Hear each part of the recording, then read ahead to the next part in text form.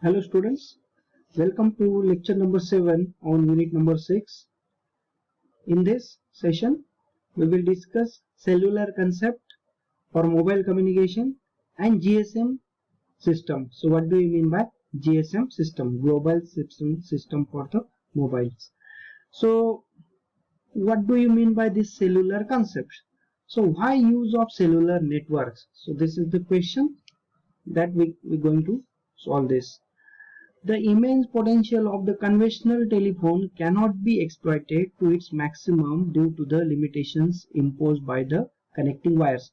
In older days, the landline telephone system was very popular. In that, in every household, the telephone is connected to wires, and that wires are connected to one junction box from one area, and that one area is connected to another junction box, main junction box, and the total city is connected to the telephone exchange department. If any single fault happens, it was very difficult to solve that problems. A number of days required to solve that problem, and to get the connection also, it was very difficult to have the additional connections. So everything is required to improve. So there is a need of wireless mobile communication, and we have seen that today's scenario.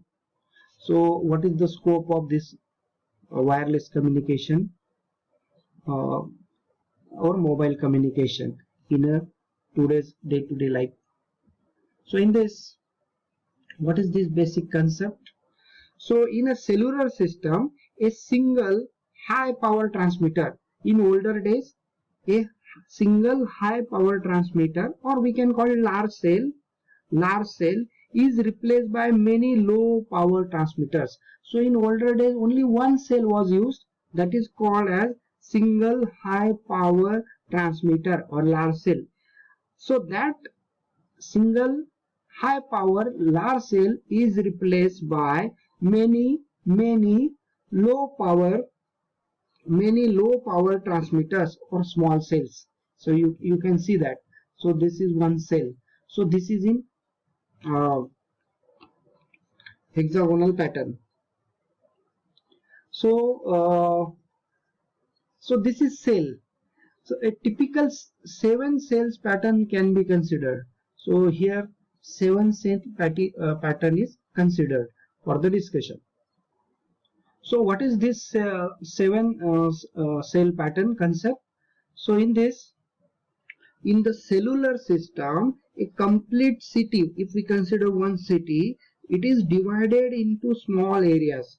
So one city is divided into small areas called as cells.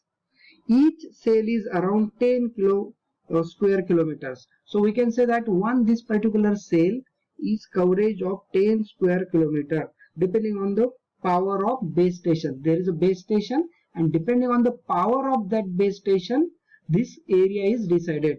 For example, we consider the area of 10 square kilometer is covered by one cell. The city is divided into different cells. This one cells can cover that much area.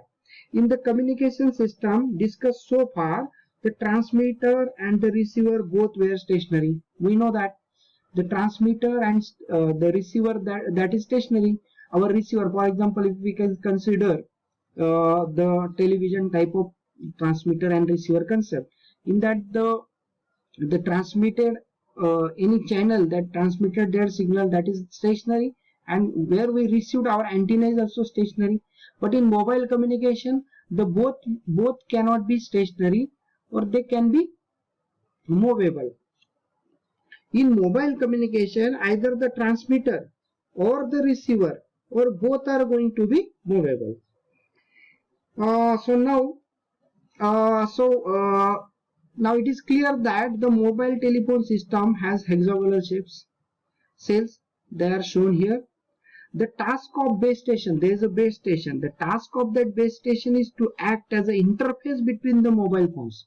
So there is a base station. We will see that the diagram in the next slide. this is the main concept of cells. Means that in each cell there is one base station. For example, these 7 cells. So for each cell there is one base station, and that base station is linked with the switch center. So there is another switch center block.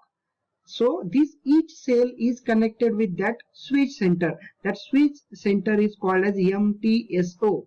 So each cell is connected with that, and depending on the user linked with the cell in that particular area. If for example, if the mobile is available with this cell area, so the mobile signals goes to this particular cell base station, and from this base station the signal goes to the switch center. So switch center is linked for the base station and the other public switch telephone networks, where we can also connect landline telephones.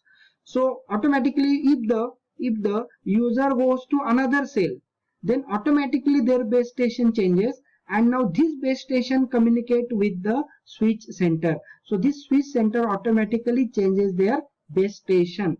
So in this way, cellular concept is very popular and called as cellular radio system.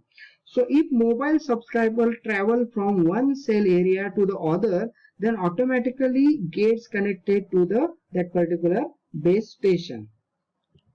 Now we will see the GSM concept.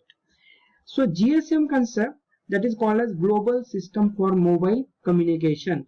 So this block diagram is are going to refer. So we'll first try to understand the meanings of the full form of the terms. So this is the SIM card, what we call SIM card, that is subscribers identity module. Okay, the full form of this SIM is subscribers identity module. So this is mobile, this complete is actually mobile handset, mobile unit. In that there is a SIM card slot. So this is mobile equipment. So mobile equipment is connected by wireless to the BTS. So BTS stands for base transceiver station. So this is base transceiver station of that particular cell. This base transceiver is connected to the BSC, that is base station controller. So for each cell, for example, if this one particular we can say that 7 cells. So these 7 cells are connected to BSC, that is base station controller. So each BTS is communicating with BSC. So likewise there are different zones, so there are different BSC. So each base BTS stands for base transceiver station. So this is the base station of each cell. So there are 7 BTS in one zone. So they are communicating with the BSC, that is the base station controller, and base station from one zone is connected to MSC, that is mobile switching center. So mobile switching center is the main part. So to the mobile switching center, so we can also connect the ISDN or PSTN or any other network, or landline network, or any other type of network is also connected to the MSC, and all the BSCs are also connected to the MSC.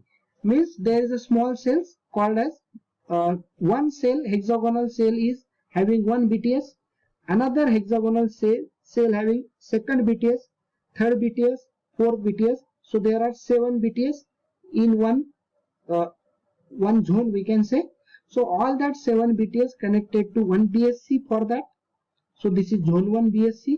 Zone 1 BSC is connected to MSC, that is for complete city. Let us say that telephone exchange office. So where it is connected. So MSC stands for mobile switching center.